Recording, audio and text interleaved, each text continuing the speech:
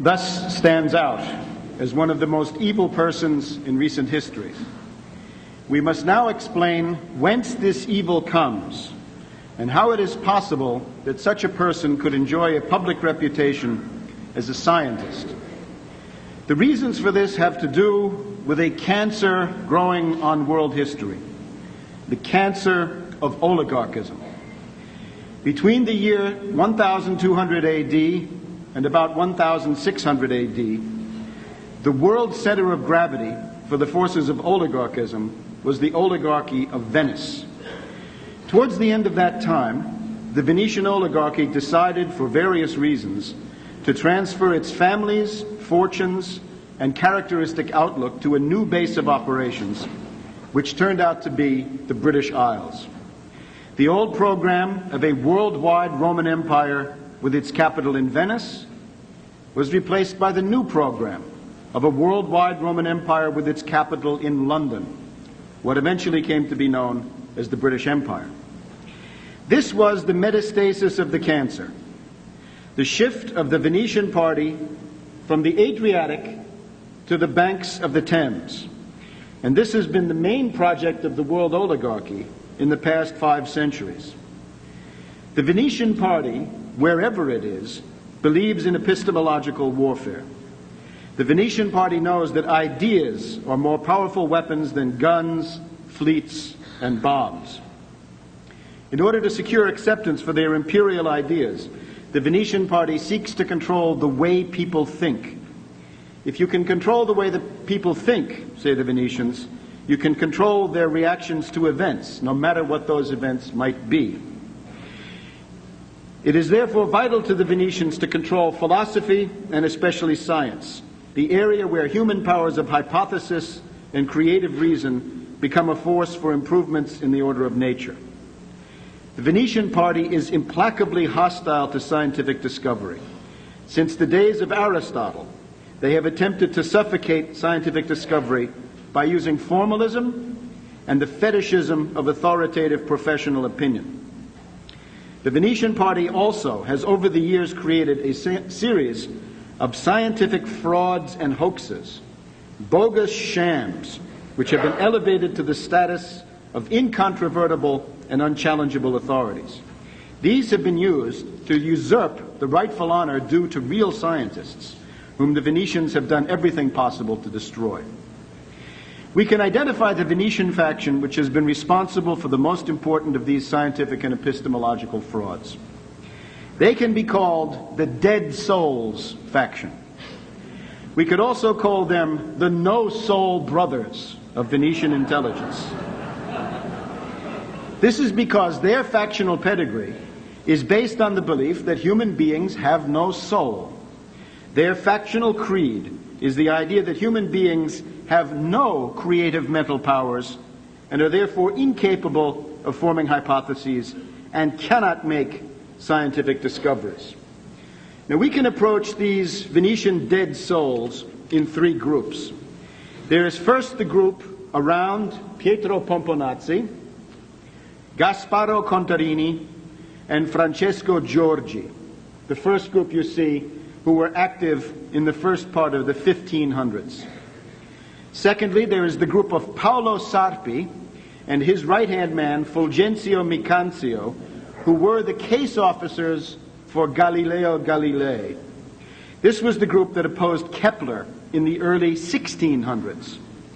Thirdly, we have the group around Abbot Antonio Conti and Gianmaria Ortez in the early 1700s. This was the group that created the Newton myth and modern materialism, or utilitarianism. And this was the group that combated Gottfried Wilhelm Leibniz.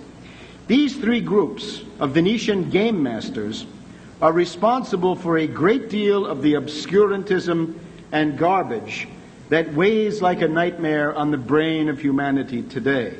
They are the founders of modern atheism, modern materialism, and are considered by communists to be the predecessors of dialectical materialism.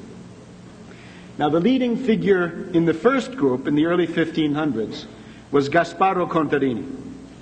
In other locations, we have told the story of how Contarini, for reasons of Venetian raison d'etat, set into motion the Protestant Reformation, including Martin Luther, King Henry VIII of England, Calvin of Geneva, and the Italian crypto-Protestants known as gli spirituali.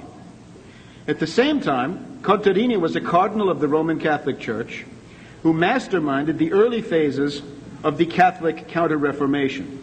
Contarini was in particular the personal protector of Ignatius of Loyola and played a decisive role in establishing the Jesuit order. Contarini also convoked the Council of Trent on an Aristotelian platform. Now it is with Contarini's teacher, Pomponazzi, that we see the explicit factional pedigree of the Dead Souls faction. Pomponazzi started from Aristotle, as the Venetian party always does. Aristotle said that there is no thought which is not mixed with sense impressions, phantasma. This meant that there is no part of our mental life which is not somehow contaminated by matter. For Pomponazzi, this proved that the soul does not exist, since it has no immaterial substance. Contarini warned Pomponazzi not to take this matter any further, but he also remarked that the only time the existence of the soul is really certain is when the person is already dead. For Contarini, as a practical matter, there is no empirical human soul that you can be aware of while you're still alive. Now, Francesco Zorzi was the envoy of this group to Henry VIII, to whom he became the resident sex advisor. Zorzi illustrates the typical profile of a Venetian intelligence operative in the early 1500s. He was a Franciscan friar, but his main occupation was black magic of the Rosicrucian variety. He was a conjurer, a necromancer, an apparitionist. If you think of Christopher Marlowe's Dr. Faustus conjuring up the devil, you have the portrait of Zorzi. Now, this is not a good model for the science nerds of any age. As the 1500s turns into the 1600s, this profile began to present serious drawbacks and limitations. Until about 1600, the posture of the Venetian party towards science was one of more or less open hostility, favoring black magic. But in the early 1600s, the group around Sarpi succeeded in changing their public profile from being the enemies of science to being the embodiment of the most advanced and sophisticated science. For several centuries after this, the Venetians would work inside the scientific community to take it over. They would claim to represent the highest expression of scientific values. In this way, they could institutionalize the dead hand of formalism, the fetishism of authority, and irrationalism, so as to stifle the process of discovery. The chief of Venetian intelligence in this period, who made this possible, was Paolo Sarpi. Sarpi and his friend Fulgencio Micanzio were Servite monks. Sarpi was part of an important Venetian salon of the day, the Ridotto Morosini, which met for discussions in the palace of the Morosini family on the Grand Canal. The Morosini were the direct ideological heirs of Contarini. The Morosini salon centered on a discussion of science, and it became a nucleus for the youthful faction of the Venetian oligarchy, the so-called Giovani, who became powerful especially after 1582. The Giovani favored a policy of cooperation with Holland, England, and France in conflicts against the Austrian and Spanish Habsburgs and against the papacy. There was another faction called I Vecchi, the Oldies, which serviced the Venetian network on the Spanish and papal side, and these, of course, were quite extensive. Now, we have told in other locations how Sarpi organized and unleashed the 30 Years' War in Central Europe, using agents like Max von Thurn und Taxis, Christian von Anhalt, Christoph von Dohna, the Elector Palatine Frederick, the so-called Winter King. In this sense, Paolo Sarpi personally exterminated about 1/3 of the entire population of Europe and about 1/2 of the population of Germany and surrounding areas. Sarpi also caused the assassination of King Henry IV of France when Henry opposed Sarpi's designs and exposed him as an atheist. Paolo Sarpi, as we can see, is a worthy predecessor for Bertrand Russell. Now, Sarpi in his own time was most proud of his reputation as a mathematician. One contemporary wrote of him, "I can say about him without any exaggeration whatsoever that no one in Europe excels him in his knowledge of the mathematical sciences." Who thought that? That is the view of Sarpi held by Galileo Galilei. Sarpi had companions in the Ridotto Morosini during the 1590s. There was the influential mystic Giordano Bruno. Starting in 1592, there was also a professor of mathematics who taught at the nearby University of Padova between 1592 and 1610. This was Galileo Galilei, originally a Florentine. Galileo was a paid agent of Sarpi and of Sarpi's right-hand man, Micanzio. There is a correspondence on scientific subjects between Sarpi and Galileo. It centers on magnetism, because this was Sarpi's favorite science, because he thought it looked most occult. Galileo proposed some of his first ideas on falling bodies to Sarpi, who enthused that Galileo had been born to solve the question of motion. Now, Galileo's fame was procured when he used a small telescope to observe the moons of Jupiter, the rings of Saturn, the phases of Venus, and so forth.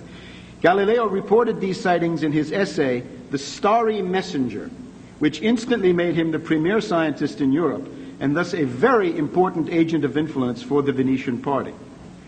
Now, the entire telescope operation had been devised and carried out by Paolo Sarpi. The first telescope had been built by Leonardo da Vinci about 100 years before Galileo.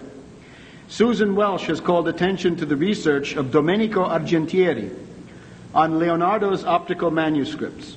And these demonstrate that Leonardo had a telescope with a convex lens at one end and a concave lens at the other end. Its magnifying power was rather weak, but it was a telescope.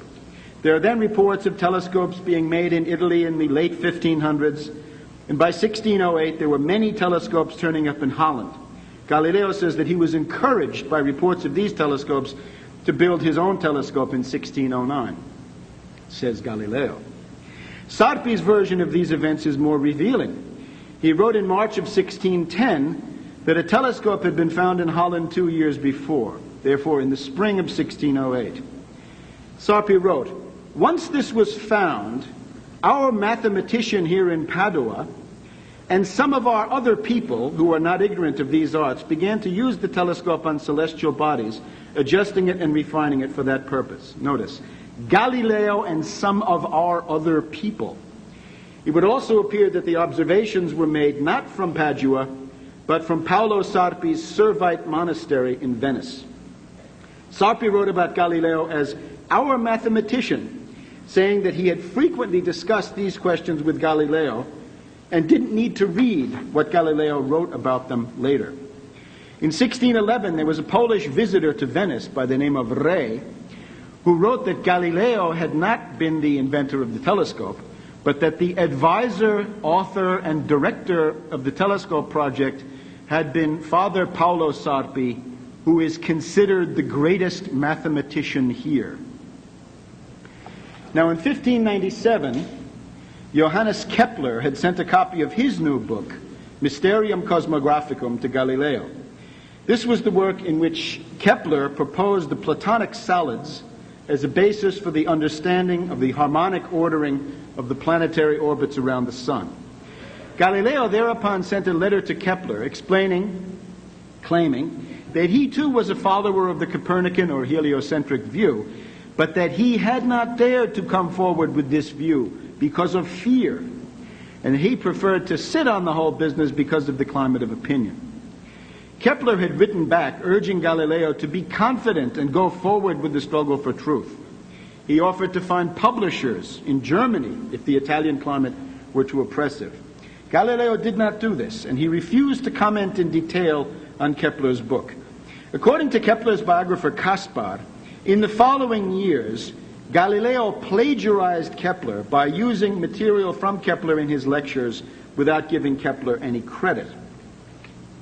Now, Kepler and Galileo were in frequent contact for over 30 years. Kepler commented with benevolent interest but with subtle polemics about Galileo's published work. Galileo never systematically commented on Kepler's laws. In 1609, Kepler published his Astronomia Nova, expounding the first and second laws of planetary motion, that the planets move in ellipses of which the sun is one focus, and that the planets sweep out equal areas in equal times between themselves and the sun as they revolve.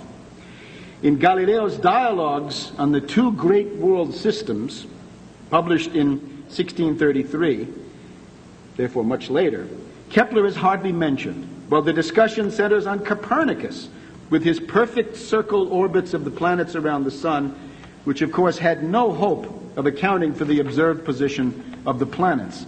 And at the end of this dialogue, one of Galileo's characters says that he's surprised that Kepler is so puerile as to attribute the ideas of the tides, to the attractions of the moon.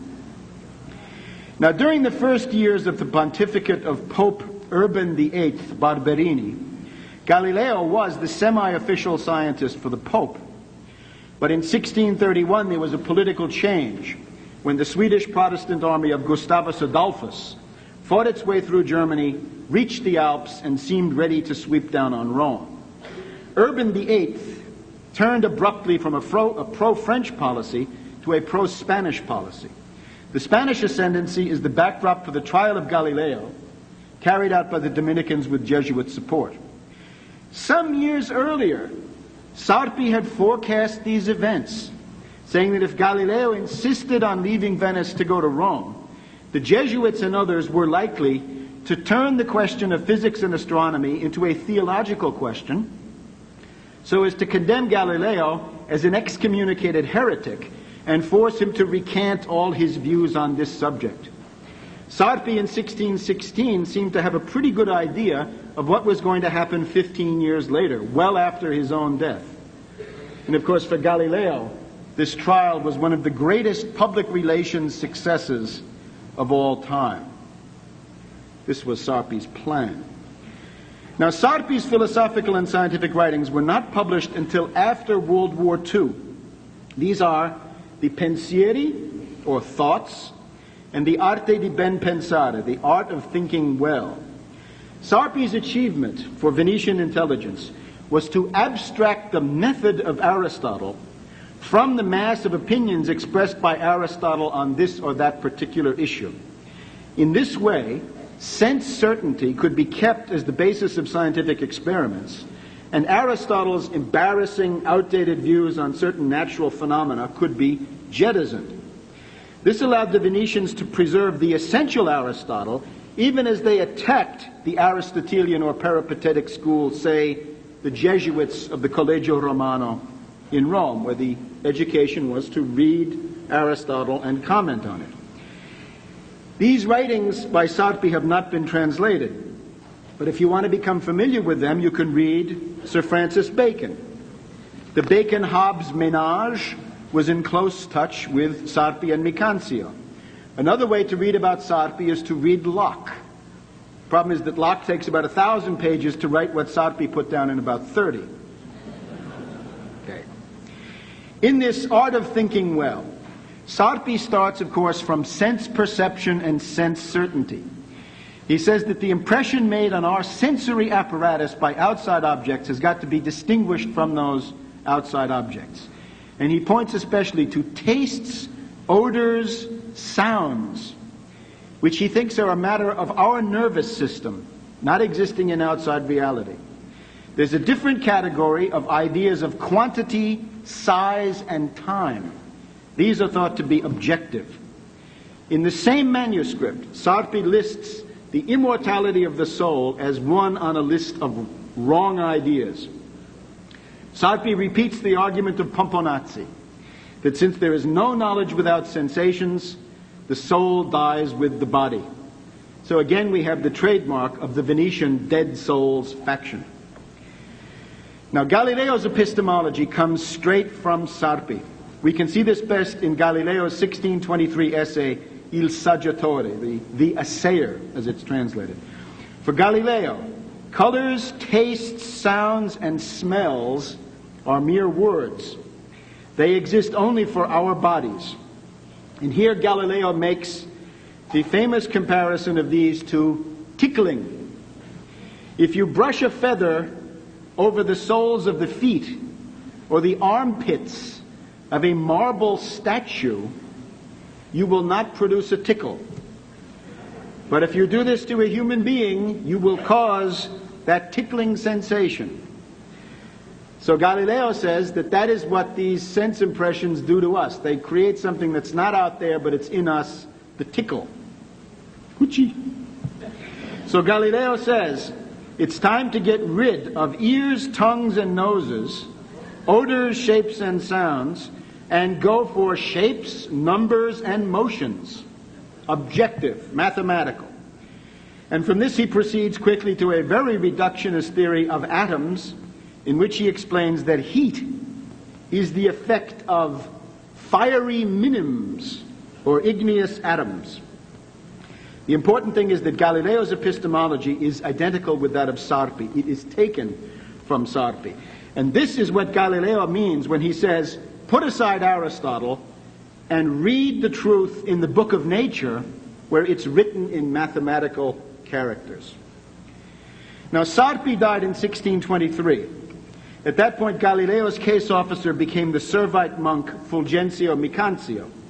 After Galileo had been condemned by the Inquisition, Micancio reminded Galileo of the assignment that he had received from Sarpi 20 years earlier, to write a treatise on motion. And, by the way, added Micancio, I have 258 pounds here for you. You can see this in the letters. Later, Micancio would procure Galileo a state pension of 60 scudi per year from the coffers of the serene, most serene Venetian Republic, who don't give away money very easily. Galileo responded to Micancio's orders with the 1638 Discourses on two new sciences, mechanics and motion. Now, how could Galileo be published? He'd been condemned by the Inquisition. He could not be published anywhere where the papal authority was strong. So Micancio arranged for Galileo's books to be printed by the Dutch Elsevier Press in Leiden, Holland. In 1634, Micancio wrote to Galileo that he had been talking to an expert in science and philosophy. These were called virtuosi, virtuosos in the parlance of the day. And the virtuoso had said, well, Galileo has a lot of ability, but everything that he writes about is not new. It's already in Kepler. Indeed, Galileo wrote back that the correct answer to this is that although Galileo and Kepler may sometimes seem to agree about certain astronomical phenomena, my way of philosophizing, says Galileo, is so different from his. Now, in letters written in 1640, Galileo threw further light on his own scientific method. This was after he was condemned, but I think this is still sincere.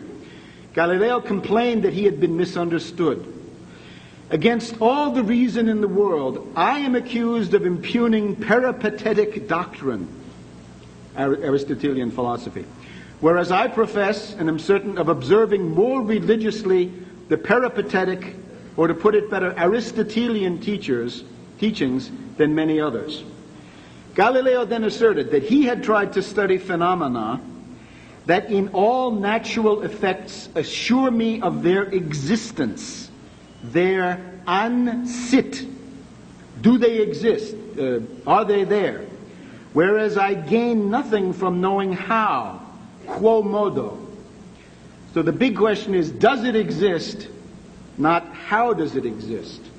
And what Galileo is trying to express here, I think, is the same thing that Newton meant with his infamous hypotheses non fingo.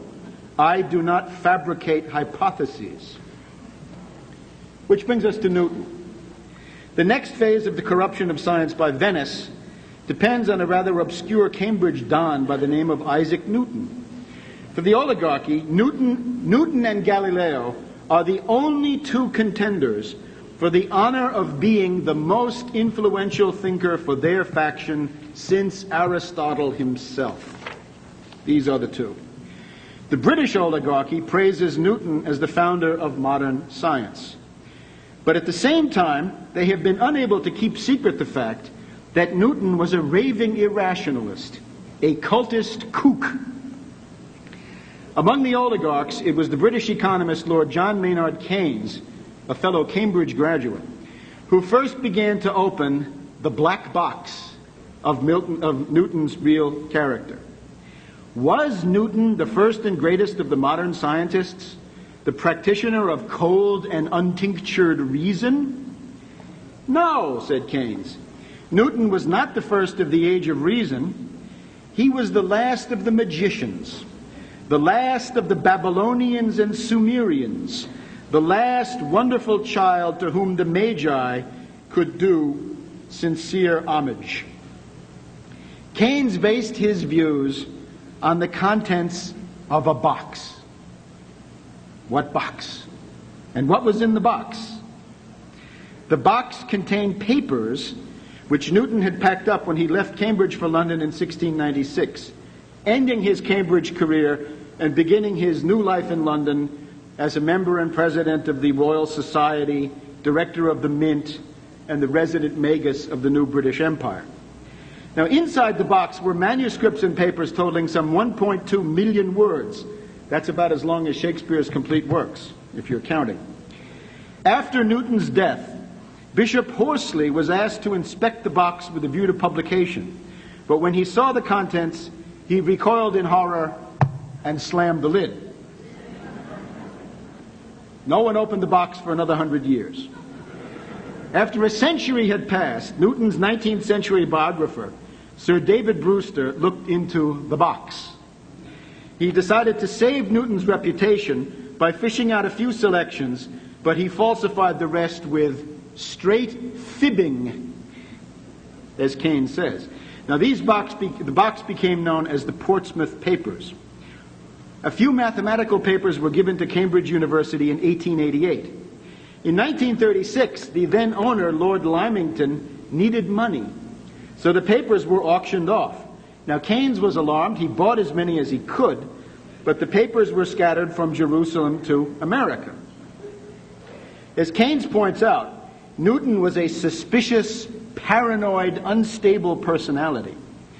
In 1692, Newton had had a nervous breakdown and never regained his former consistency of mind. Newton's friends, Pepys and Locke, thought that he had become deranged. And Keynes writes that Newton emerged from his breakdown slightly gaga. And of course, as Keynes stresses, Newton was wholly aloof from women. Although he had some close young male friends, Newton once angrily attacked John Locke, accusing him of trying to embroil him with women. But nevertheless, in the last decades, the lid of the box has been partially, and I think grudgingly, opened by the Anglophile scholars who were the keepers of the Newton myth. Now, what can we see inside the box? First, Newton was a supporter of the Arian heresy. He denied and attacked the Holy Trinity. Therefore, he denied the filioque, the concept of imago viva Dei. Keynes thought that Newton was a Judaic monotheist of the school of Maimonides, which I guess suggests that he was a Kabbalist. For Newton, to worship Christ as God was idolatry and a mortal sin. Now, even in the Church of England, you had to keep these views secret or face ostracism. Now, Newton's real interest was not mathematics or astronomy, neither one. It was alchemy. His laboratory at Trinity College, Cambridge, was fitted out for alchemy. Here his friends said, the fires never went out during 6 weeks of the spring and 6 weeks of the autumn. Now, what is alchemy? The kind of symbolism you see here. What kind of research was Newton doing? His sources were books like Theatrum Chemicum Britannicum of Elias Ashmole, the Rosicrucian leader of British speculative Freemasonry. Newton owned all 6 heavy quarto volumes of Ashmole. Now, the goal of the alchemists was the quest for the mythical philosopher's stone, which would permit the alchemist to transmute lead and other base metals into gold. The alchemists also hoped that the philosopher's stone would give them other magical powers, such as rejuvenation and eternal youth. That is Newton's picture of the philosopher's stone as he imagined it. Now, alchemy also involved the relations between the astrological influences of the planets and the behavior of the chemicals. One book that dealt with this was called The Metamorphosis of the Planets. Since the planet Jupiter had precedence among the planets, it also occupied a privileged position among the reagents of alchemy. Newton expressed this idea with a picture which he personally drew of Jupiter enthroned on the obverse of the title page of this book. Now, what were Newton's findings? Let's let him speak for himself. And I quote, "Concerning magnesia of the green lion, it is called Prometheus and the chameleon, also androgyne and verdant earth, in which the sun has never cast its rays, although he is the father of the moon and its mother. Also common mercury, dew of heaven, which makes the earth fertile, nitre of the wise, instructio de arbore solari. It is the Saturnine stone." Now that seems to have been written in the 1670s. In the 1690s, Newton added, "Now this green earth is the green ladies of B. Valentine, the beautiful green Venus, and the green venereal element, emerald, and green earth of Snyder's, with which he fed his lunary Mercury, and by virtue of which Diana was to bring forth children, and out of which, saith Ripley, the blood of the green lion is drawn in the beginning of the work." Well, during the 1680s, Newton, in the middle of this, he composed a series of aphorisms of alchemy, the 6th of which goes as follows. "The young newborn king is nourished in a bigger heat with milk drawn by distillation from the putrefied matter of the second work.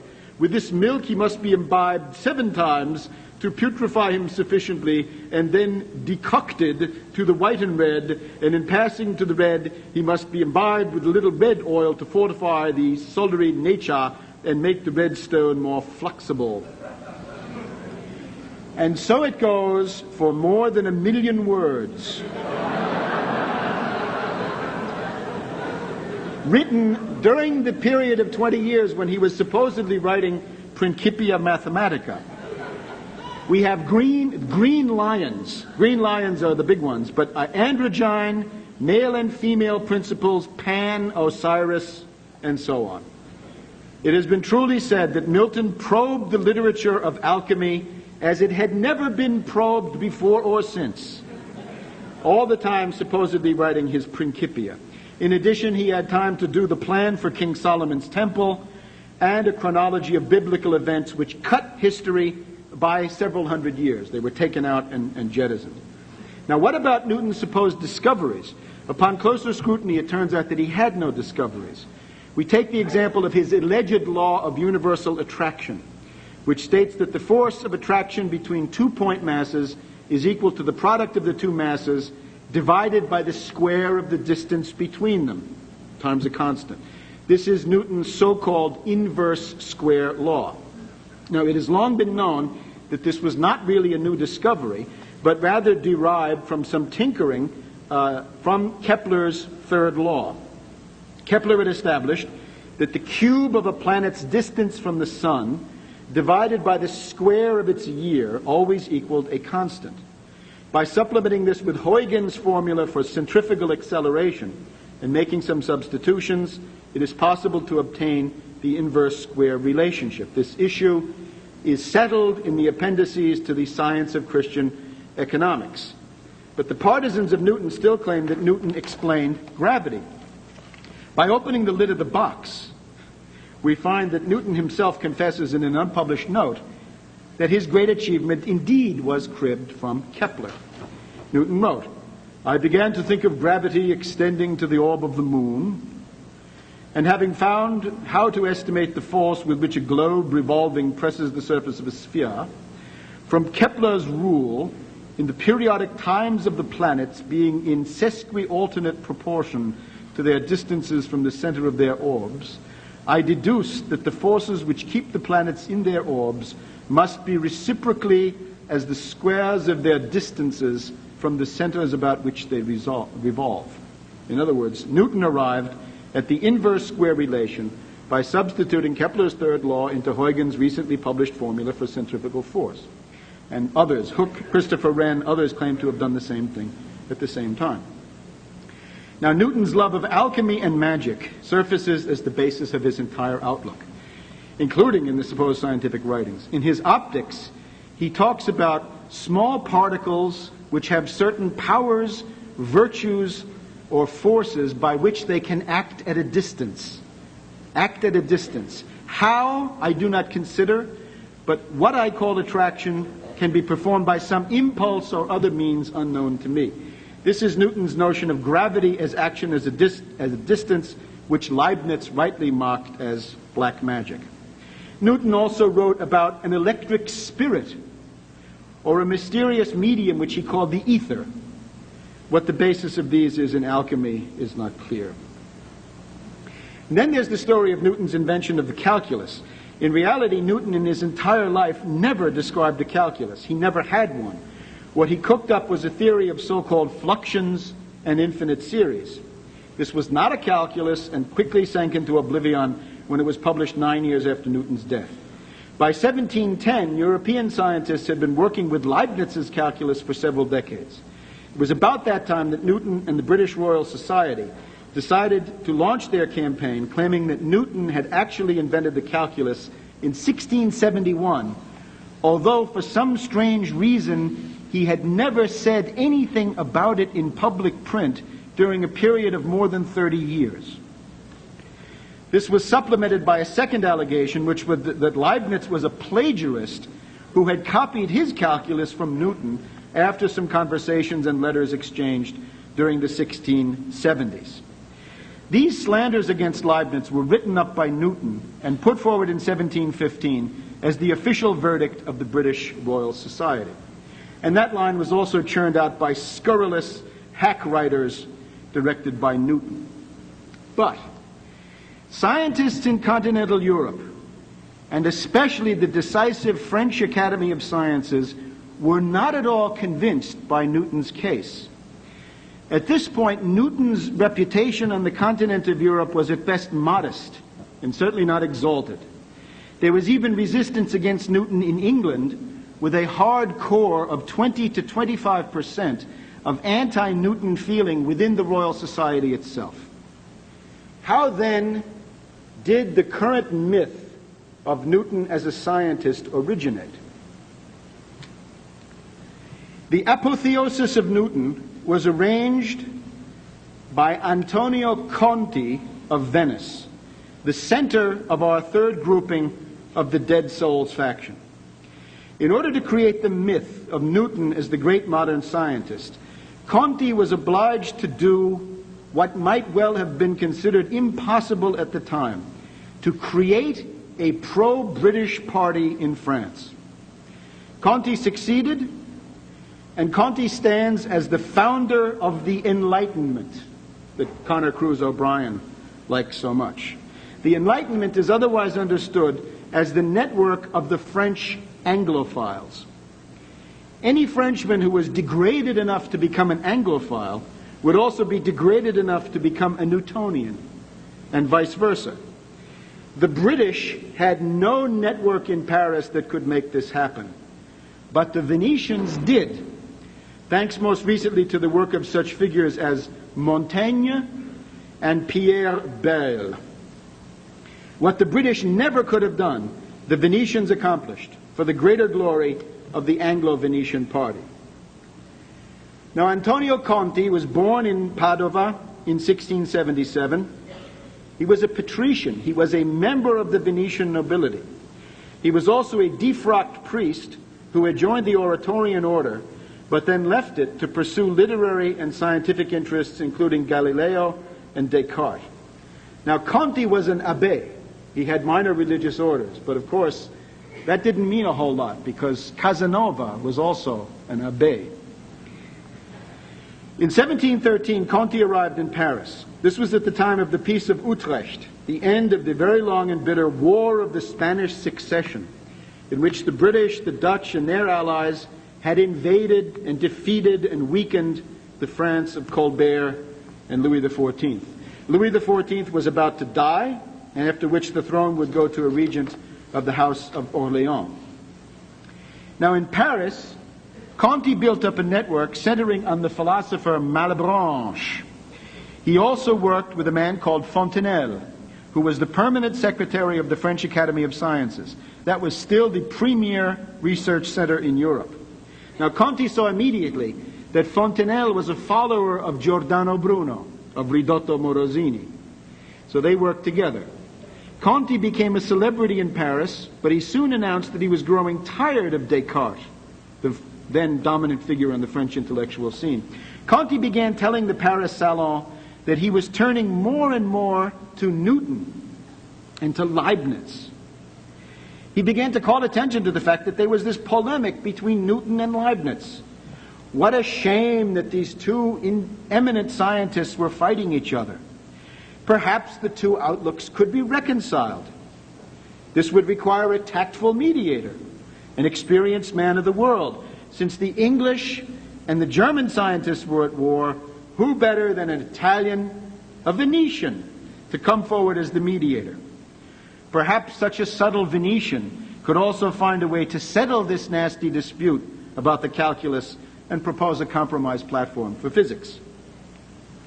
Now, a solar eclipse was in the offing, and Conti organized a group of French astronomers to go to London and observe it. Probably the London fog would help to see the eclipse. With Conti's help, these Frenchmen would be made into members of the Royal Society, and when they got back to France, they would become the first French Anglophiles of the 18th century French Enlightenment. Now, before he left for London, Conti, with classical Venetian duplicity, wrote a very friendly letter to Leibniz, introducing himself as a supporter of Leibniz's philosophy. Conti claimed that he was going to London to support Leibniz, and he would defend the Leibniz cause in London just as he had done in Paris. Now, by 1715, of course, Leibniz's political perspectives were very grim, since his patroness, Sophie of Hanover, had died in May of the previous year. Leibniz was not going to become Prime Minister of England because the new British king was Georg Ludwig of Hanover, King George I. When Conti got to London, he began to act as a diabolical agent provocateur.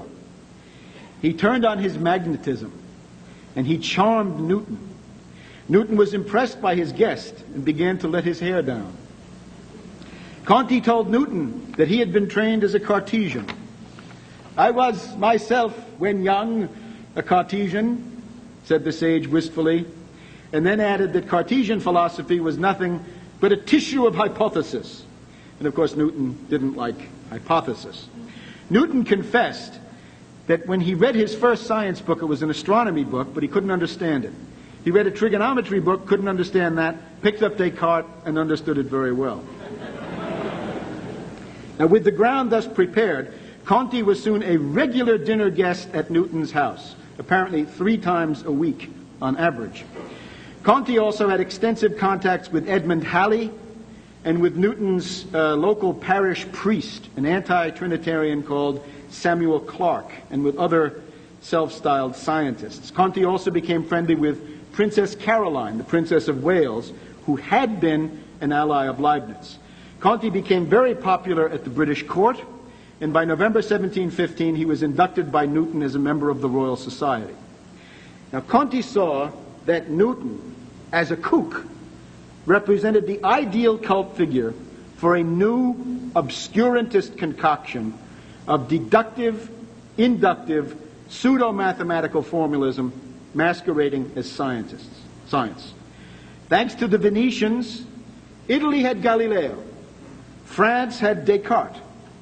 Now, Conti might have considered concocting a pseudo-scientific ideology for the British based openly on Descartes, but that clearly would not do, since Venice desired to use England above all as a tool to tear down France with endless wars. Venice needed an English Galileo, and Conti provided the intrigue and the public relations necessary to produce one, in a way not so different from Paolo Sarpi 1 century before. Conti received a letter from Leibniz repeating that Newton had never mastered the calculus and attacking Newton for his occult notion of gravitation, his insistence on atoms and the void, and his inductive method. Whenever Conti got a letter from Leibniz, he would show it to Newton to stoke the fires of Newton's obsessive rage to destroy Leibniz. During this same time, Newton's friend Samuel Clarke began an exchange of letters with Leibniz about these and related issues. Now, Voltaire later said about Clarke that he would have been an ideal Archbishop of Canterbury if only he had been a Christian.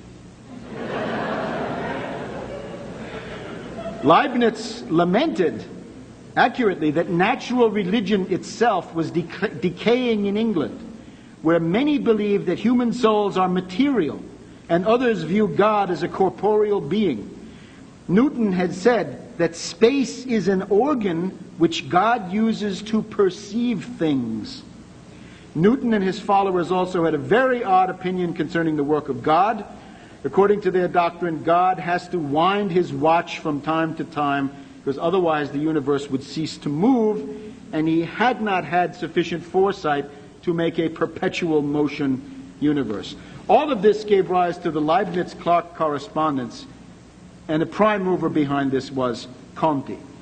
Now, by now, Conti, as a Venetian chameleon, was a total partisan of Newton's line of atoms and the void. In other words, Newtonian absolute space.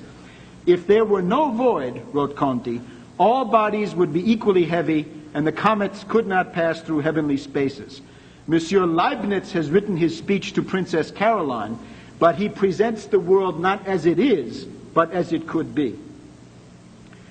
Now, Newton tried to get the ambassadors of the London Diplomatic Corps to review his old manuscripts and letters.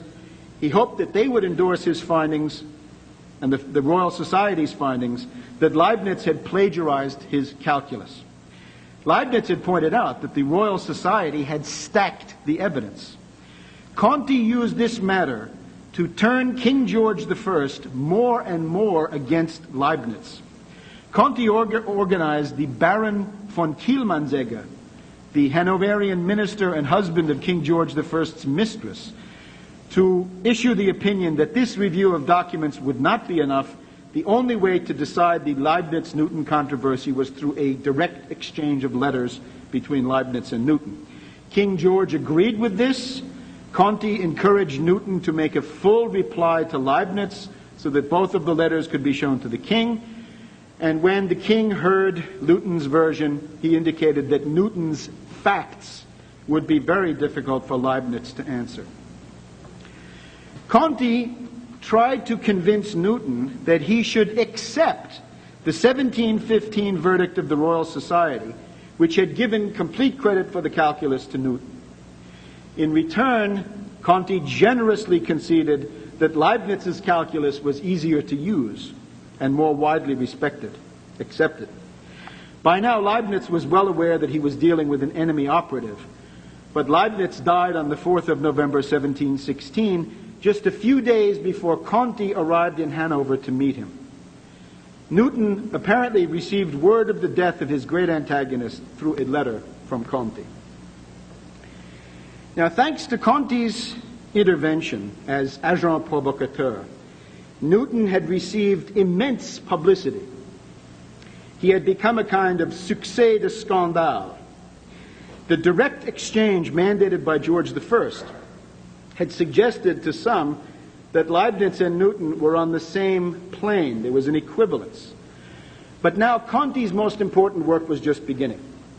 Leibniz was still held in very high regard in all of continental Europe. And of course, here the influence of France was immense. Conti and the Venetians wished to destroy both France and Leibniz. In the Leibniz-Newton contest, Conti had observed that while the English sided with Newton and the Germans with Leibniz, the French, the Italians, the Dutch, and the other continentals would be the decisive swing factor. And they still had great sympathy for Leibniz. And of course, the attitude which prevailed in France, the greatest European power, and culturally the most important in the 18th century, would be decisive. Conti now sought to deliver France plus Italy into the Newtonian camp. Now, Conti had been in London between 1715 and 1718. His mission to France lasted from 1718 through 1726. The result will be called the French Enlightenment, l'âge des Lumières. The first component activated by Conti for the new Newtonian party in France were his old friends, the school and followers of Malebranche, who had just died the year before. The Malebranchists were the first to accept Newton's optics, and they claimed to have duplicated Newton's experiments, something that no Frenchman had done up to that time. So Conti mobilized the Malebranche network. He also used his friendship with Fontenelle, the secretary of the French Academy of Sciences, to assure a kind of benevolent neutrality, at least, regarding Newton. Conti had other friends, including Réaumur, Frère, Desmoulins. You can see some of these names on the map of the Paris Metro today. They were influential scientists. During the late teens and 20s in Paris, an important salon met at the Hôtel de Rohan, the residence of one of the greatest families of the French nobility. This family was aligned with Venice. The librarian at the Hôtel de Rohan was a certain Abbé Oliva, an Italian, and he presided over a Venetian-style salon, a conversazione, which was attended by Conti, his Parisian friends, and Italians. This was a circle of freethinkers, libertines, atheists, Satanists. In retrospect, the best known of the participants in this group was Charles-Louis de Secondat, Baron de la Brede et de Montesquieu, known as Montesquieu. Before Voltaire, before Rousseau, before the Encyclopedia, the first important figure of the French Enlightenment and the leading theoretician on political institutions was Montesquieu. Conti met Montesquieu at the Hôtel de Rohan and at another salon called Le Club de l'Entresol, very important. Later, when Conti had returned to Venice, Montesquieu came there to visit him and stayed in his house for a month. Montesquieu was an agent of Conti. Montesquieu's major work is The Spirit of the Laws, published in 1748. Now, this is a work of decidedly Venetian flavor. It talks about monarchies, republics, despotisms as the three forms of government. It talks about other political themes. Montesquieu took most of his ideas directly from Conti. Conti had written a profile on France called Historical and Political Discourse on the State of France between 1700 and 1730. In his treatise, Montesquieu points out that France has an independent judiciary, the so-called parliaments, which became the main focus for Anglo-Venetian destabilization going into the French Revolution. Montesquieu was the first important French writer to raise the theme of Anglophilia. He praised the allegedly constitutional monarchy of Britain as the ideal form of government. And with this, the pro-British bent of Conti's Enlightenment philosophe is established. The ground was being prepared for Newton. Now, one of Conti's other friends from the Hôtel de Rohan was a Jesuit called Tournemine, who was a high school teacher. And one of his high school teachers had been a young libertine by the name of François-Marie Arouet. And this young kid had been so stubborn and incorrigible and headstrong that the parents and teachers called him le volontaire, which means self-willed or misbehaved. And gradually, volontaire was shortened to Voltaire. And French literary historians are instinctively not friendly to the idea that the most famous Frenchman in history was a Venetian agent working for Conti. But the proof is convincing. Voltaire knew Conti personally. He knew Conti's works. Conti is referred to a number of times in Voltaire's letters. In one letter, Voltaire admiringly writes an anecdote about Conti and Newton. And in this, Conti says to Newton, "You're about to get angry with me, but I don't care." Voltaire admired this very much. "I agree with Conti," says Voltaire, "that all geometry can ever give us are about 40 useful theorems. And beyond that, it's nothing more than a fascinating subject. Just don't let metaphysics creep in." Conti also shares Voltaire shares Conti's view of the so-called Spanish conspiracy against Venice in 1618, allegedly masterminded by the Spanish ambassador to Venice, Count Bedmar. The Soviet Academy of Sciences preserved Voltaire's library in the Hermitage of St. Petersburg, and we find that Voltaire possessed Conti's collected works and one of his tragedies. Now, the book which made Voltaire famous was his philosophical letters. These are sometimes called the English letters because they're devoted to the exaltation of everything British. Voltaire had observed this during his 3 years in London. Now, in the essay on Shakespeare, Voltaire writes that Shakespeare is considered the Corneille of England, Corneille being a French playwright. Now, that is a direct quote from Conti, taken from the headnote to Conti's tragedy Giulio Cesare, which had been published in Paris in 1726. Voltaire's view of Shakespeare was that he was sometimes inspired but barbarous and crazy for not respecting French theatrical conventions. And this is exactly what Conti also thought. So we can thus associate Conti with Voltaire's first important breakthrough, the point where Anglophilia becomes Anglomania in France. Most important, Voltaire's philosophical letters center on the praise of Newton. There are chapters on Bacon, on Locke, but 4 chapters on Newton, and these are the guts of the work. For Voltaire, Newton was the first discoverer of the calculus and the dismantler of the Descartes system. Newton's sublime ideas and discoveries have given him the most universal reputation. Voltaire also translated Newton directly and published a book, The Elements of Newtonian Philosophy. Now, the philosophical letters were not popular, they were condemned, and Voltaire had to hide in the libertine underground for a while. He then began work on another book, The Century of Louis XIV. Now, the idea here was simple. Exalt Louis XIV in order to attack the current king, Louis XV, by comparison. And this is an idea which is coming out of Conti's manuscripts, that profile that I mentioned before. Louis XV, of course, was one of the main targets of these Anglo-Venetians. In 1759, Voltaire published his short novel, Candide, a distillation of Venetian cultural pessimism, expressed as a raving attack on Leibniz through the vicious caricature Dr. Pangloss.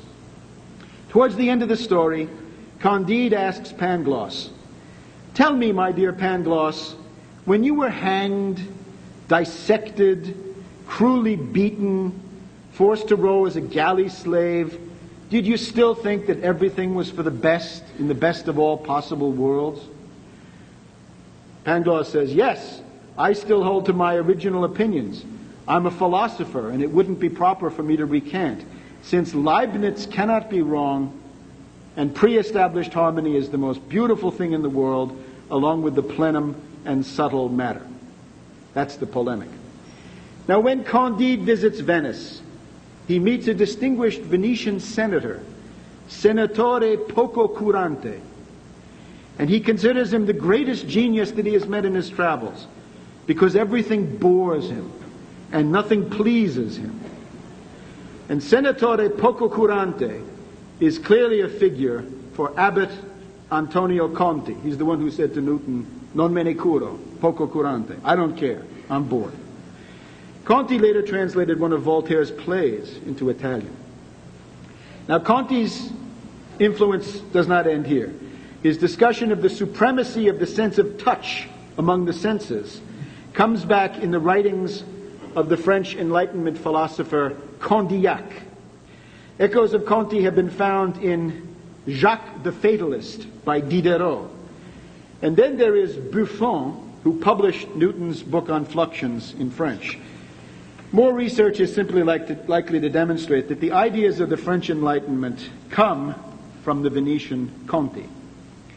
The creation of a pro-Newton, anti-Leibniz party of French Anglo-maniacs was the decisive contribution to the defeat of France in the mid-century World War, which we call the 7 Years' War, which gave Britain naval supremacy and world domination.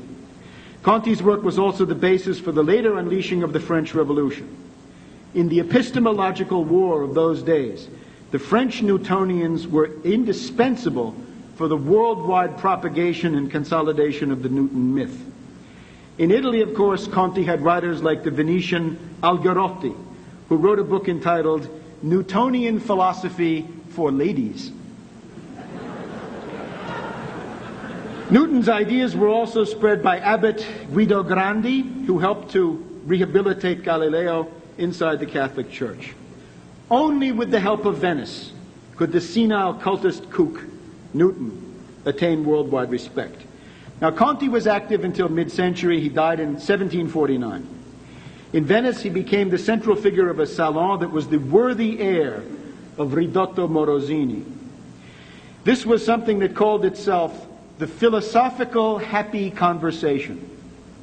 And there gathered patrician families like the Emo, the Nani, Querini, Memmo, Justinian. These again were libertines, freethinkers, Satanists, and so forth. After Conti's death, the dominant figure was a certain Andrea Memmo, one of the leaders of European Freemasons. One agent that was shared by Memmo with the Morosini family was a certain Giacomo Casanova, a homosexual who was backed up by a network of lesbians. And you can read all about it. Casanova is the founder of the modern Comintern. Casanova's main task was to target the French King Louis XV through his sexual appetites, or if that failed, to kill him. Louis XV finally banned Casanova from France with a decree, a lettre de cachet. Another agent for this group was a certain Count Cagliostro, a charlatan and mountebank whose targets were Louis XVI and Marie Antoinette. And he destabilized them through their own folly in the celebrated Queen's Necklace affair of 1785. Cagliostro was able to make Louis XVI and especially Queen Marie Antoinette personally hated. And that was a necessary precondition for mass insurrection against them. The Emperor Napoleon said in retrospect that the Queen's Necklace affair of Cagliostro had marked the opening phase of the French Revolution of 1789.